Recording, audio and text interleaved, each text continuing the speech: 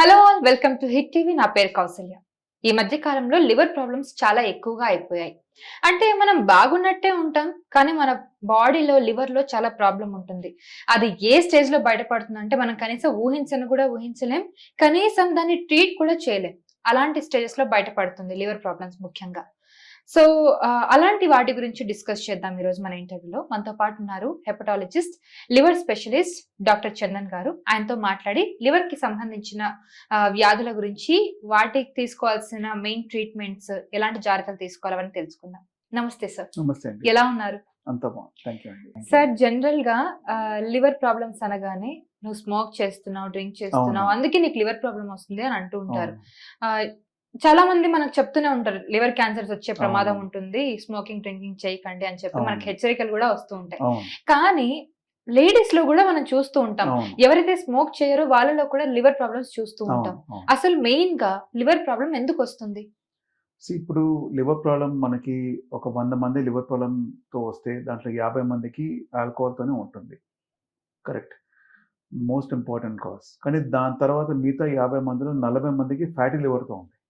Okay. Especially లేడీస్‌లో ఇంకా ఎక్కువ.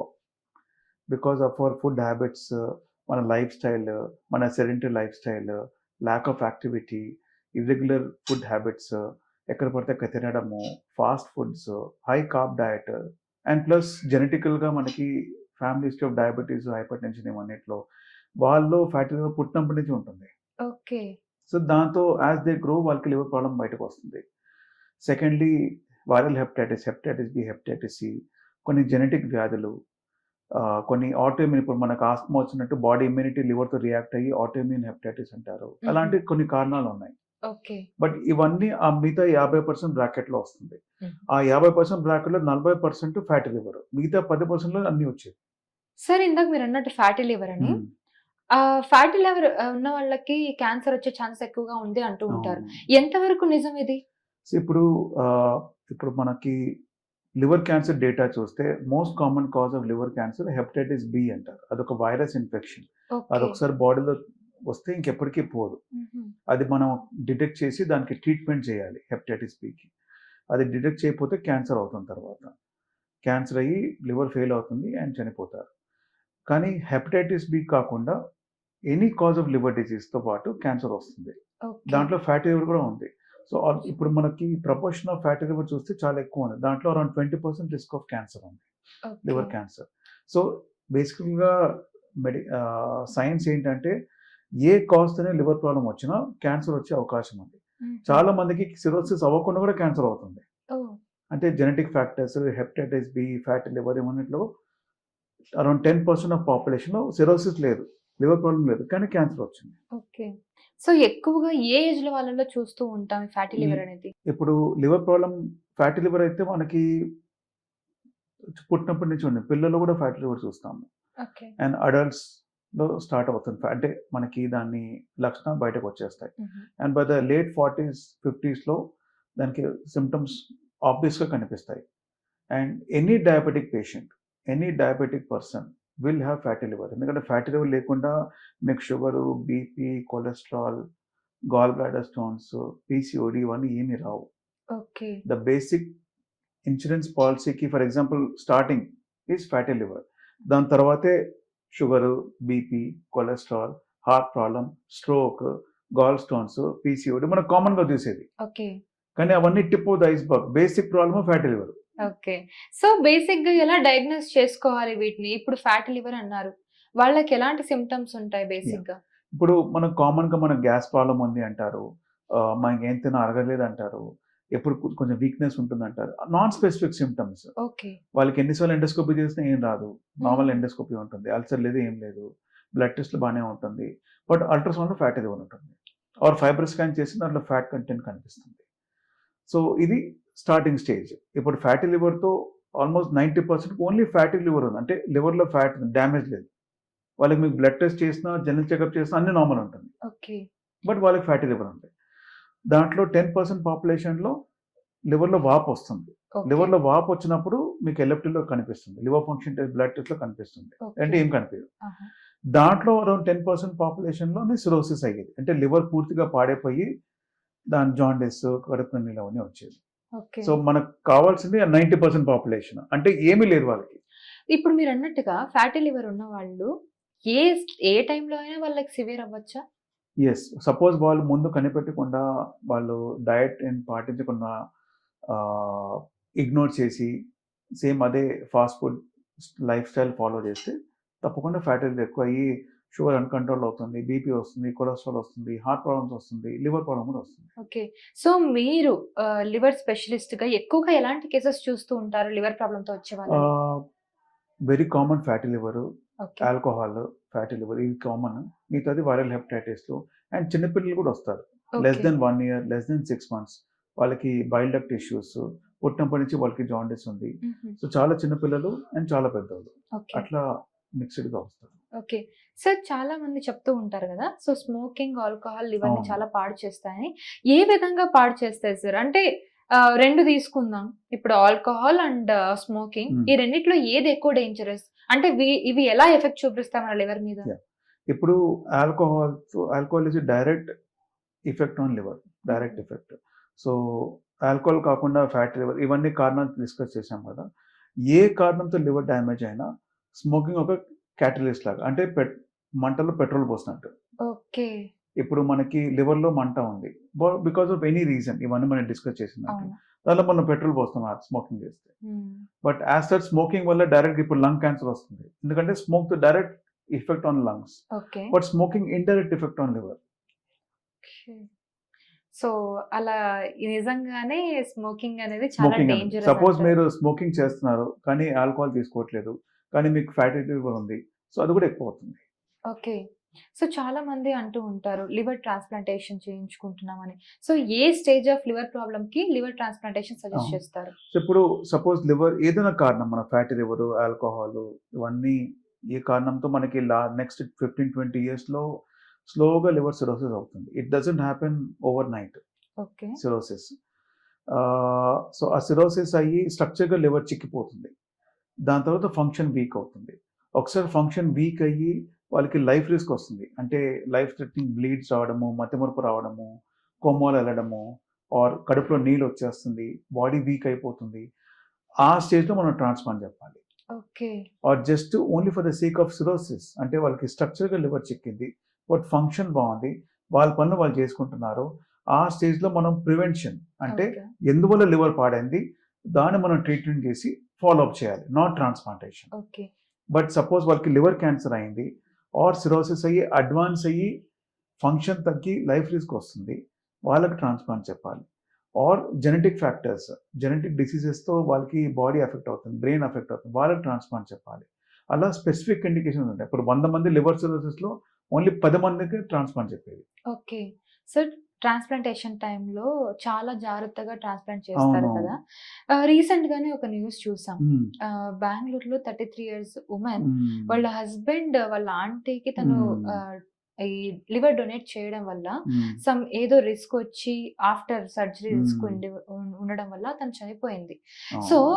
ఎక్కువగా కేర్ తీసుకునేది మనం పేషెంట్ కేర్ పేషెంట్ తీసుకుంటూ కేర్ కోసం. ఉంటాం కదా! అవును. సో ఒప్పుకుంటాను. ఒక పర్సన్ గనక లివర్ డొనేషన్ చేసినప్పుడు హ్మ్. ఆ పర్సన్ ఏ విధంగా ఉంటారు? మెయిన్‌గా డొనేట్ చేసిన హ్మ్. వాళ్ళు? So that's very, very important question మీరడిగింది.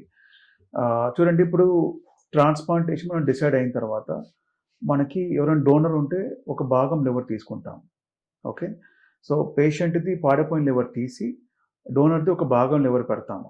3 వారాల్లో డోనర్‌కి, పేషెంట్‌కి ఇద్దరికీ లివర్ గ్రో అవుతుంది. ఇప్పుడు జుట్టు కత్తిరిస్తే జుట్టు వచ్చినట్టు. అది హుహు. Natural process. Okay. Or nails cut చేసి నెయిల్స్ వచ్చినట్టు. సో అది దానికి మనం మెడిసిన్స్ ఇవ్వాల్సిన అవసరం లేదు. హుహు. సో డోనర్‌కి మేము 1 వీక్ 10 డేస్ వరకు ఒక విటమిన్ టాబ్లెట్స్ ఇస్తాం. ఇప్పుడు ఓకే. మన ప్రెగ్నెన్సీలో ఐరన్, ఫోలిక్ యాసిడ్ లాంటి టాబ్లెట్స్. పేషెంట్‌కి మన కొత్త లివర్ కాపాడుకోవడానికి మెడిసిన్స్ ఇస్తాం. కానీ డోనర్ ఆపరేషన్ కూడా ఒక ఆపరేషనే. అవును. సో ఇప్పుడు మనకి లాప్రోస్కోపిక్ కొలిసిస్టెక్టమీ అది గాల్ బ్లాడర్ సర్జరీ చేసినా, హెర్నియా రిపేర్ చేసినా ఆర్ డెలివరీకి సిజేరియన్ సెక్షన్ అది కూడా ఆపరేషన్సే. అవును. దాంట్లో కూడా 1000 మందిలో ఒక డెత్ అవ్వగలుగుతుంది. Okay. The same risk happens for the donor also. Okay. So ఇప్పుడు మన డోనర్ అనుకోని హెల్తీ పర్సన్ కదా అని ట్రాన్స్‌ప్లాంట్ చేయడం కాదు. హుహు. ఇప్పుడు డోనర్ అంటే వాళ్ళకి స్టెప్ బై స్టెప్ టెస్ట్‌లు ఉంటాయి. టెక్నికల్‌గా, ప్రాక్టికల్‌గా, మెడికల్‌గా అన్నీ బాగున్నాయి చూసుకొని, కన్ఫర్మ్ చేసుకొని and there is no compromise on donor safety. Because donor patient కాదు. వాళ్ళు ఒక నార్మల్ పర్సన్, వాళ్ళ ఫ్యామిలీ మెంబర్ని కాపాడుకోనికి ఆపరేషన్ చేస్తున్నారు, అంతేకాని వాళ్ళ రెస్పెక్ట్ ఎవరు చేయకూడదు. ఓకే. సో కానీ అన్ఫార్చునేట్గా 1000 మందిలో ఒక డోనర్కి ఏమన్నా పోస్ట్ ఆపరేటివ్గా వాళ్ళు ఏమైనా రియాక్ట్ అయ్యి కాంప్లికేషన్ అయ్యి చనిపోగలుగుతారు. ఓకే.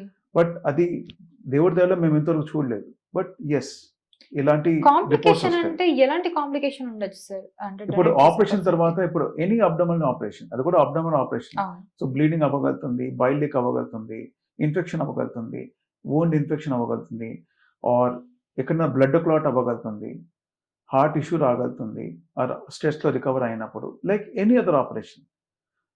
లివర్కి స్పెసిఫిక్గా అంటే బ్లీడింగ్ అవ్వగలుగుతుంది, బైల్ లీక్ అవ్వడం, ఈ రెండే లివర్ స్పెసిఫిక్. ఓకే. మిగతాన్ని జనరల్ ఎనీ ఆపరేషన్ ఓకే. ఏదైనా ఎఫెక్ట్ అయి ఉండొచ్చు ఏదైనా అంటారు. ఎఫెక్ట్ అయి ఉండొచ్చు.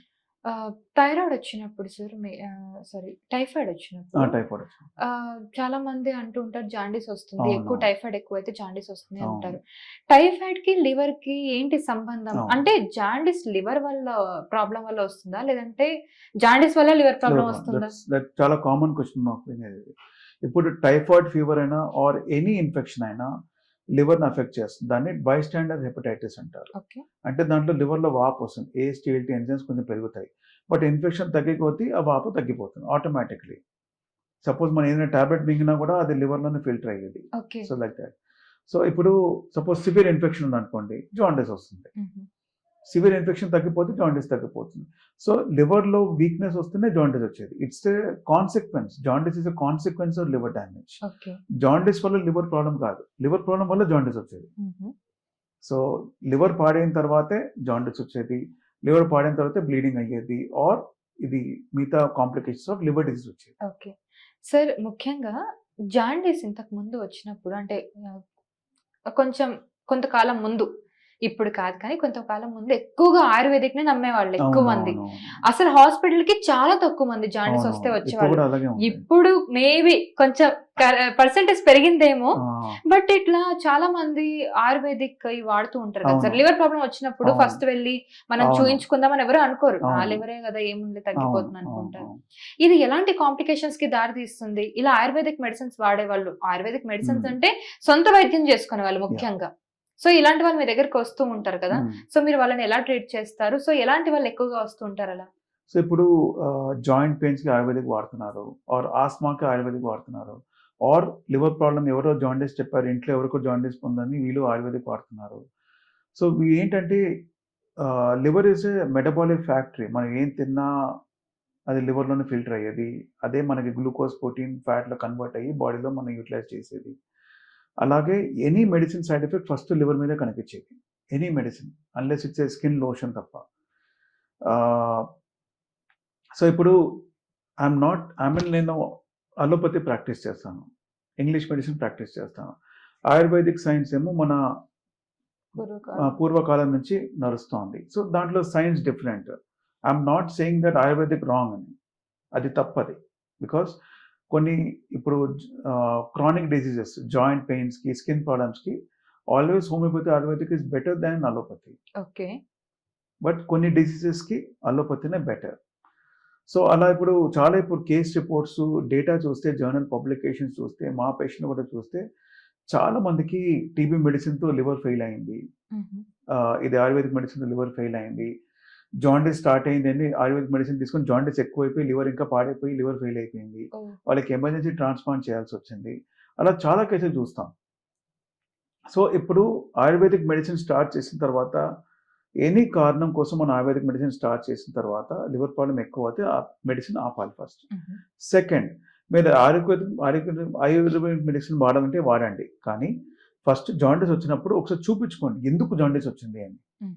సో చాలా మందికి జాండీస్ వచ్చినప్పుడు కారణం చూసుకుంటే దానికి ఏం చేయకపోతే అదే తగ్గిపోతుంది, ఏమి చేయాల్సిన అవసరం లేదు. అనవసరంగా ఆయుర్వేదిక్ మెడిసిన్, అలోపతి మెడిసిన్, అన్ని మెడిసిన్ 50 మెడిసిన్ వాడి ఇంట్లో ఫార్మసీ పెట్టుకొని లివర్ పాడు చేసుకొని సిక్ అయ్యి అడ్మిట్ అవుతారు.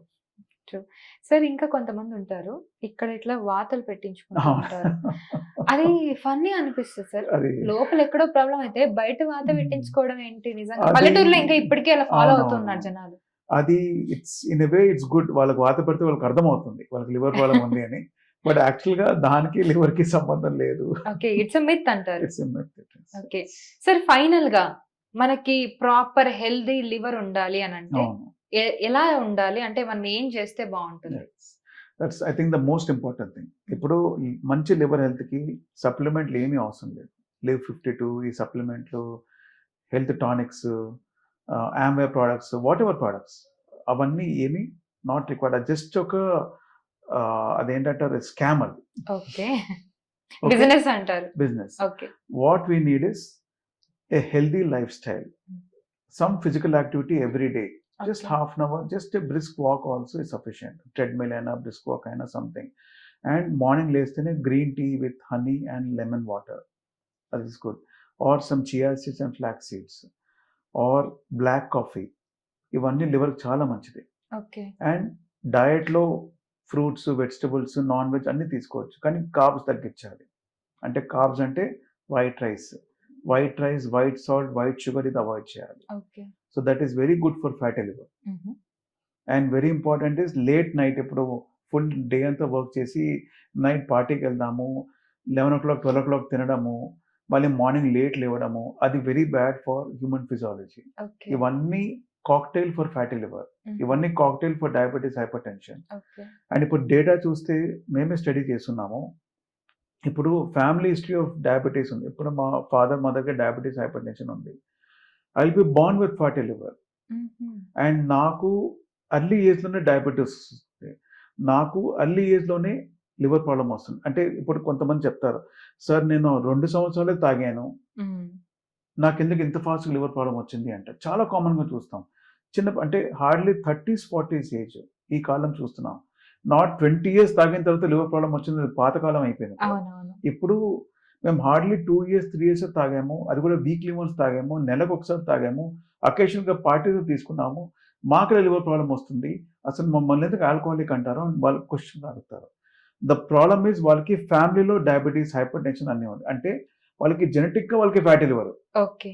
సో అలా ఉంది కాబట్టి ఇట్స్ సో వాళ్ళకి బై బర్త్ వాళ్ళకి unhealthy liver, even though they are slim and fit, వాళ్ళు ఏం ఫ్యాటీ కాదు, బట్ వాళ్ళకి they may look good but they have unhealthy liver. దాని మీద ఆ లిటిల్ బిట్ ఆల్కహాల్ తోనే వాళ్ళకి ఎక్కువ అయిపోయింది. Okay, got it. సార్ కొంతమంది అంటుండే, ఇందాక మీరు చెప్పినట్టుగా కూడా ఆల్కహాల్ చాలా అకేషనల్ గా తాగుతూ ఉంటాం, వీఆర్ నాట్ రెగ్యులర్లీ డ్రింకర్స్, చాలా రేర్ గా బర్త్డే పార్టీస్ అలా తాగుతూ ఉంటాం, అవి వాళ్ళు కూడా ఎఫెక్ట్ అయ్యే ఛాన్స్ ఉందా? అవును. If they have family history of liver disease, if they have family history of diabetes, hypertension, cholesterol, heart problems or obesity, వాళ్ళు అవాయిడ్ చేయాలి. Women avoid shell because women are very prone for fatty liver. Okay. Because of hormonal changes. Okay. And suppose వాళ్ళకి ఏం issue, completely healthy people, completely fit, always keep caution. There's nothing like safe alcohol. It's like poison. Any alcohol is not safe. Any poison is not safe. కానీ మీకు predisposition ఉందంటే మీరు జాగ్రత్త పడండి. ఎవరో తాగుతున్నారంటే మీరు తాగితే వాళ్ళకైనా ముందే మీకే వస్తుంది జబ్బు. మీకేమైనా అవుతే వాళ్ళేం మిమ్మల్ని కాపాడుకోరు, మీ ఫ్యామిలీని సఫర్ అయ్యేది. సో మీకు ఏదైనా రిస్క్ అయ్యి ట్రాన్స్ప్లాంట్ చేసింది, డబ్బులు బాగా ఖర్చు పెట్టుకున్నారంటే మీ ఫ్రెండ్స్ ఎవ్వరూ మీకు ఒక సహాయం చేయరు, మీ ఫ్యామిలీ వాళ్ళే కష్టపడేది. సో మనకి ప్రాబ్లం ఉన్నప్పుడు మనం అవాయిడ్ చేయాలి. సపోజ్ మాకు పాస్ట్ హిస్టరీ ఆఫ్ జాండీస్ వచ్చింది, మనం అవాయిడ్ చేయాలి. ఫ్యామిలీ హిస్టరీ ఆఫ్ ఇలాంటి జబ్బులు ఉన్నాయి, అవాయిడ్ చేయాలి. బట్ కంప్లీట్లీ హెల్తీ అంటే once in a while, very occasionally కొంచెం wine is still okay, red wine is still okay, but not whisky, not rum, and even బియర్లో ఆల్కహాల్ కంటెంట్ తక్కువ ఉంటుంది కదా అంటారు, కానీ బియర్లో క్యాలరీస్ చాలా ఎక్కువ ఉంటుంది. It affects you, fatty liver వస్తుంది. Beer I agree only 5% alcohol, but 95% calories. నిజంగానే సార్. ఇప్పుడు కంప్లీట్ గా హెల్దీగా ఉన్న పర్సన్ కూడా ఎప్పటికప్పుడు ఎఫెక్ట్ అవుతారు, వాళ్ళు ఉన్న లైఫ్ స్టైల్ ని బట్టో, లేదంటే ఇప్పుడు ఏమో there would be many reasons. So health checkup చేయించుకోవాలంటే వాట్ యూ సజెస్ట్, అంటే ఎంత ఇప్పుడు టైం పీరియడ్ లో చేయించుకోవచ్చు? ఆఫ్టర్ ఏజ్ ఆఫ్ 40, బిలో 40 అంటే మీకు ఏదైనా సిమ్టమ్స్ ఉంటే చేయించుకోవచ్చు. After 40 when you're in the middle ages or family history of ఇవన్నీ ప్రాబ్లమ్స్ ఉన్నాయి, డయాబెటీస్, హైపర్ టెన్షన్, అంటే మనం హెల్త్ చెకప్ చేయించుకోవాలి. That includes ultrasound, that includes FibroScan. అప్పుడు ఫ్యాటీ లివర్ కనపడుతుంది, ఆర్ హెపటైటిస్ బి కనపడుతుంది. And important, hepatitis B negative అంటే vaccination తీసుకోవాలి. ఇప్పుడు for the last 15-20 years government of India national immunization programme లో హెపటైటిస్ బి వ్యాక్సినేషన్ ఉంది. So మన generation, మన పిల్లలకంతా వ్యాక్సినేషన్ ఉంది. బట్ మన పేరెంట్స్ సైడ్, మన ఎల్డర్ సైడ్ ఉండేది కాదు. ఓకే. సో వాళ్ళలో హెపటైటిస్ కనిపిస్తుంది. ఇప్పుడు తగ్గింది బికాస్ ఆఫ్ వ్యాక్సినేషన్ ప్రోగ్రామ్స్.